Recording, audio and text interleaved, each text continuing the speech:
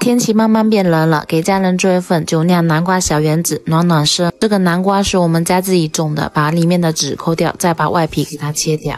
这种南瓜非常甜，平时我们也会拿来炒着吃。把它切小块，放入蒸笼中蒸10分钟就可以。用铲子将它捣碎，然后再加入糯米粉。米粉的话，如果太稀的可以加多一点，全程不要加水哦。用筷子给它搅拌一下，然后再下手把它揉成团。像平时我们吃的汤圆也是这样做的，只是我加了南瓜进去，揉成团了，把它分成小块，放在手心把它搓圆就可以啦。这边要等水开了，再把南瓜小圆子下进去煮，盖上盖子，先不要去动，等全部浮起来就是熟啦。然后我们再加入1瓶酒酿，也就是醪糟，这是我买的，想吃的话也可以自己做哦。加点红枣跟枸杞进去，然后再盖上盖子，把它煮开。等水开了，我们再打入1个鸡蛋，像这样子均匀的给它淋上去。最后再加点水淀粉勾芡。这个酒酿小圆子，平时坐月子啊什么都可以吃。我这边是还加了点白糖进去，不喜欢甜的可以不用加哦。你们有喜欢的可以自己在家做一下，冬天喝上一碗，暖心又暖胃。